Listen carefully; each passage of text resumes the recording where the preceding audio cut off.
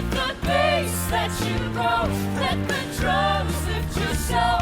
Feel your lungs and you know you sound. Hi, I'm Maddie Orton for JerseyArts.com. If you're a 90s kid like me, you may have also spent many a Friday night with your friends watching and rewatching the movie Empire Records. It's a 1995 film about a group of teenagers working at an independent record store that's about to be taken over by a major retail chain. The movie tells coming-of-age stories set against the backdrop of 90s alt-rock grunge sound. While the film wasn't a commercial hit, it developed a massive cult following. And now, nearly 30 years after its release, Empire Records takes the stage as a new musical with an original score at McCarter Theatre Center.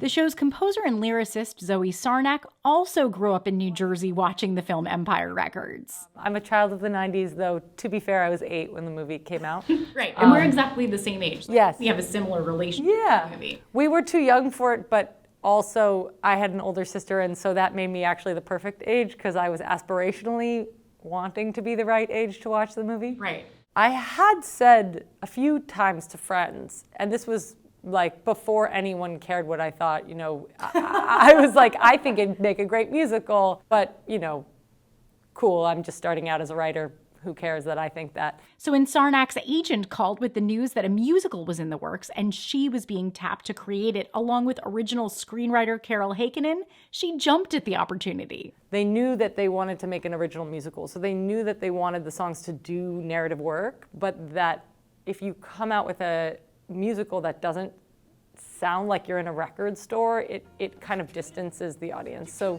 I think stylistically, that's exactly where I sit. Holding up a mirror in its sound, saying you didn't know it, but you always lived here. And it's a real passion of mine to make music that feels like you would want to see it in the theater, but also listen to it on your radio. And I think that's a good fit for the aesthetic of the world. Sarnak is well acquainted with the world of the show, having spent much of her youth browsing the iconic Princeton Record Exchange. But for cast members portraying this crew of angsty 90s teen employees, independent record stores were mostly a thing of the past. When I was growing up, there were record stores, but it was mainly like going to like Barnes & Noble and like listening to music like that, and like the iPod had just kind of started. And then once the iPod came out, like, that was it.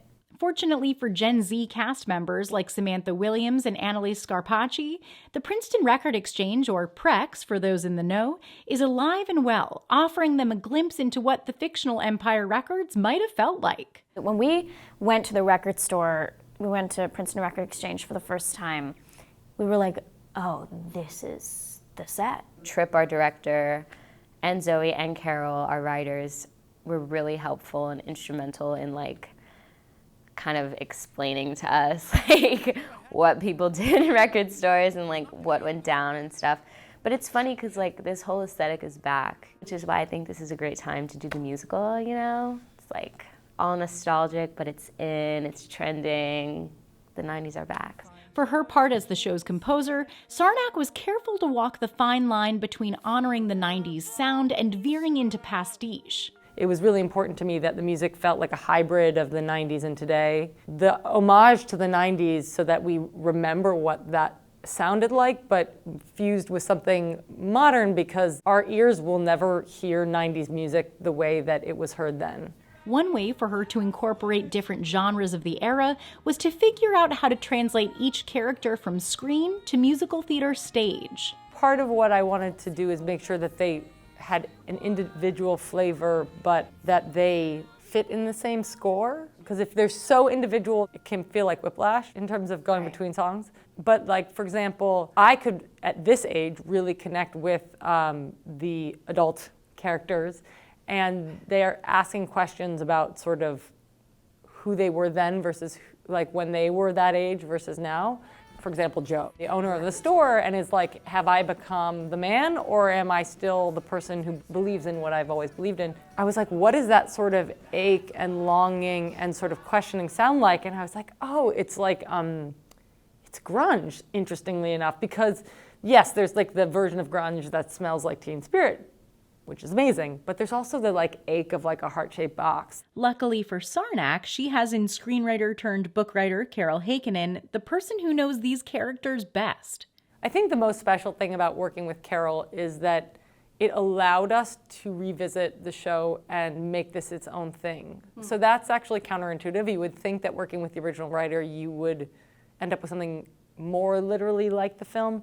But what it did was it allowed us to say, okay, we're gonna outline this together and say like, what's this version of it? And if there are new scenes that never existed in the film, because Carol's writing them, they're going to still feel like those people. So with beloved characters, a brand new original score, and the zeitgeist aflood with 90s nostalgia, this could be the perfect time to say, damn the man, save the empire. You lived your life, now let me do the same. The future generation, the future generation, the future generation.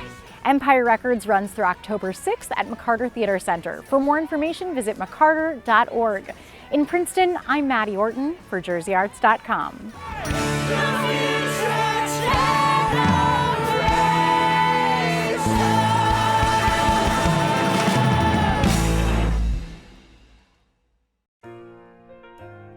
I did what I had to. If it's not gonna be Empire, it shouldn't be anything. The dusty bin in the back of a store, or a mixtape you didn't know you were missing.